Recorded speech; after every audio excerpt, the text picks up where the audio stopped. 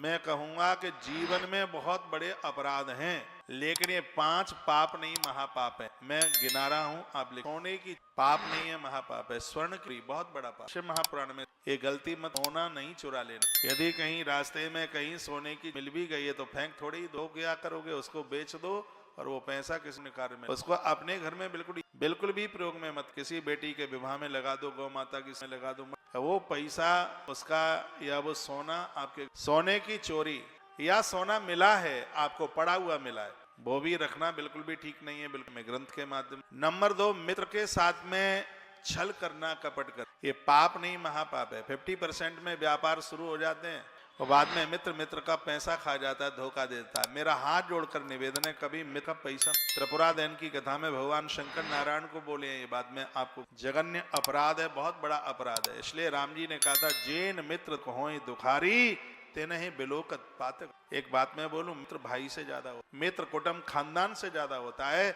मेरे भगवान राम ने यह संदेश दिया है। लेकिन लोग, मित्र व्यापारी नहीं होता, अपने प्राण भी दे देता है। सुग्रीव और राम की मित्रता आप देखिए, कृष्ण सुदामा की आप मित्रता देखिए, ये कथाएं इसलिए तो। और हमारी नीति कहते हैं कि मित्र के अंदर मंगतापन का भाव नहीं होना चाहिए। ऐसा नहीं कि मित्रता है तो रोज मांगने के लिए खड़े, मित्र से कभी मांगे, मित्र के साथ ये मांगने वाला व्यवहार किए, मित्र के साथ में एक त्याग और समर्पण की भावना होनी चाहिए। जिसने मित्र का पैसा खाया, ये पाप नहीं महापाप। जिसने रिश्वत लेकर के काम किए वो महापाप। जो नशा पत्ती शराब इत्यादि पीते हैं महापाप है। जुआ खेलना, इसको भी महापाप कहा गया।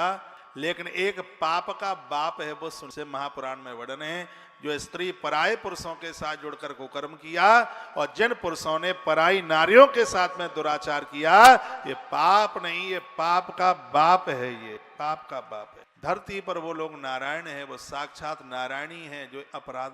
ये बात स्वयं माता भगवती बोल रही है चंचुला के। कहा, बेटी तेरे पति ने बहुत अपराध किया, बहुत ज्यादा दुराचार किया है, इसलिए मैं कह रही हूँ कि जिसने अपराध किया है उसे तो पिशाच, वो बहुत कष्ट में है। वो वैश्या भोगी महामूढ़ो मृत्वा सा नरकम गतः, नरक इसने भारी भोगा और वहां से भी फिर पिशाच बन करके विंध्याचल पहाड़ पर पड़ा हुआ है। बहुत विंध्याचल पहाड़ वही है जहां माता विंध्यवासिनी अष्टभुजा माता बैठी है, प्रयाग से 60 किलोमीटर दूर। वहीं की इस कथा का वर्णन किया जा रहा है। इदानीम स पिशाचोस्मि नानावलोक सनुता तत्रैवात वदुष्टा सर्वकष्ट। हवा के झंकोरे के रूप में है, बहुत कष्ट पा रहा है, चरणों में गिर पड़ी चंचुल। और क्या बोली, कथा समझ में आ रही है?